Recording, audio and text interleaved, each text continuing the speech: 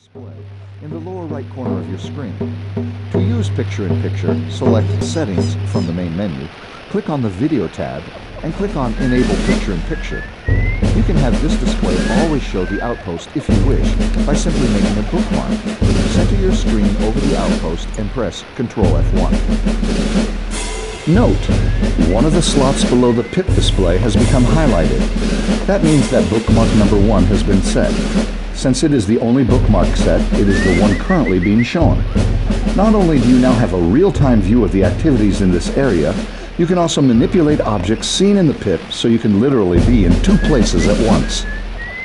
Since the United States is our ally, we should use them to try to coordinate an attack. For this purpose, we can do one of 2 things.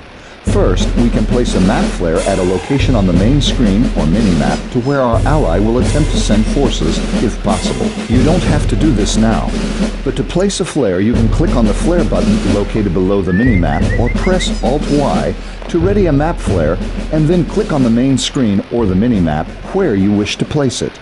Alternatively, you could use the War Plans feature to send your ally a detailed plan of attack.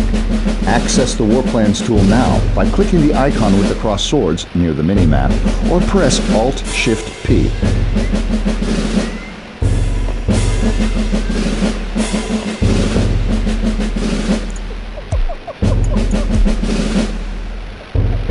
From here, you can draw a set of directions and specify an objective on the map and send it to an ally for their consideration.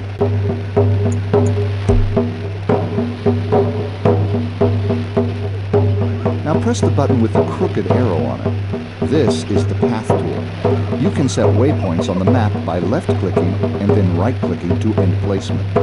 This tool is used to show what path your units will take as part of this plan.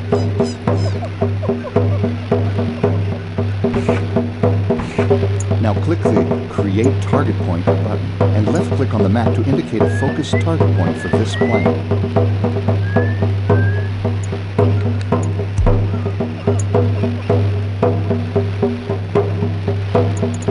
Now press the Circle button to create an area on the map. Hold down the left mouse button while dragging the mouse to create a circular area of any size. This tool is used to indicate an area of interest rather than just one target.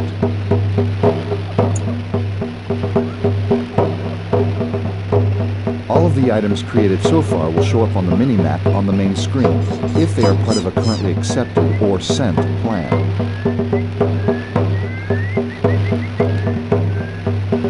However, text labels are only visible from the War Plans page. You can add short messages to other players or name locations with labels by selecting the tool and left-clicking on the map and typing in the text box.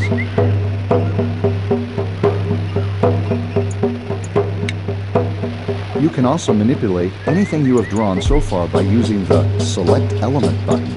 Select this button and click and drag any element you have created to move it to another location.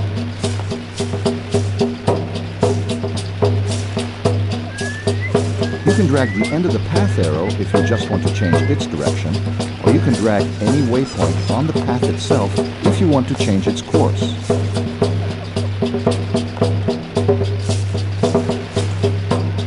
You can also resize the circle you made by clicking and dragging its edge.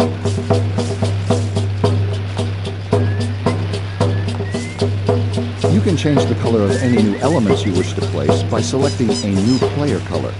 This way you can give orders to multiple players on the same war plan. By default, all war plan tools use your own player color.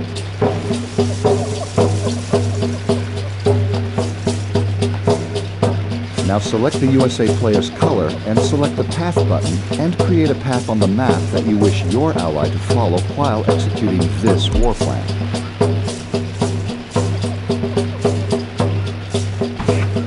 Anytime you wish to discard the war plan you are currently working on, you can click the Delete War Plan button.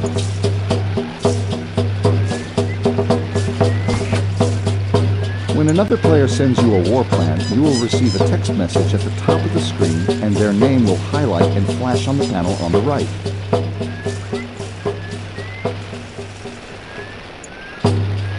If you click on their name, the war plan they sent to you will automatically be displayed on your screen.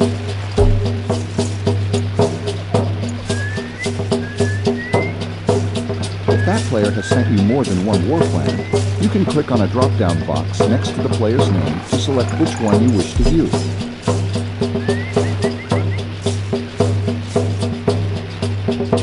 If you receive a war plan from an ally and you wish to send it back to him with changes, you can select the Copy War Plan button to make a version you can alter before sending it back.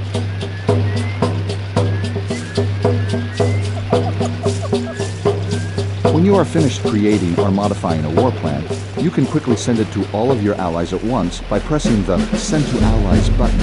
However, sometimes you may not want all of your allies to see your plans.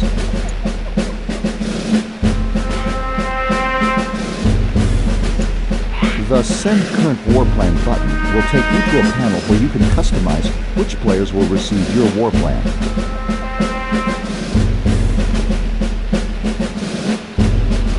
Now press the Send the Current Plan button and choose the United States player and click Send.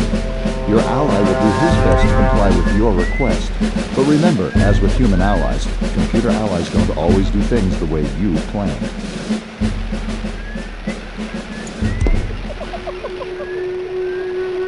Once you've sent a war plan, you can create an entirely new one, if you like, by clicking the Create button. This will wipe your current plan off the screen, but it will not be erased.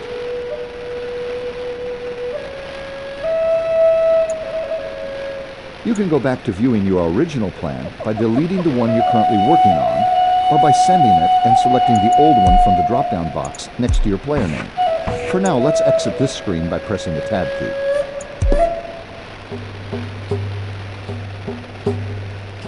As our ally prepares to execute the war plan, let's do a bombing run. Select the airport being signaled on the map. The airport is the center of your air power. From here you can set a mission flag, which determines where your air units will patrol.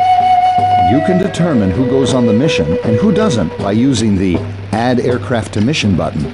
This button is defaulted to always being on, so any planes produced will immediately fly out to the mission flag.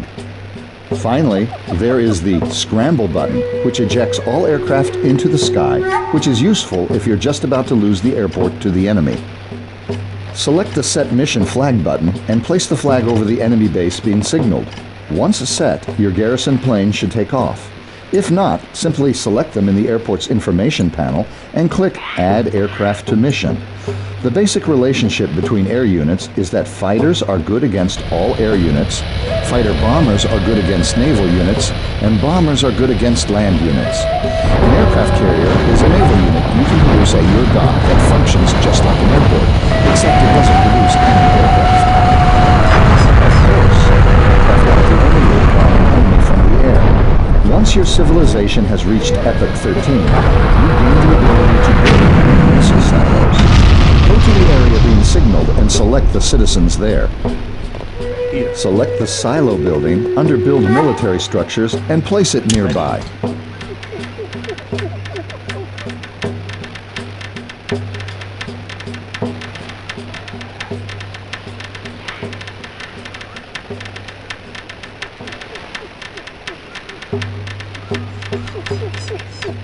Now, select the silo.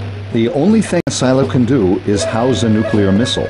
If you build one here, you cannot build another at this silo until you have launched it.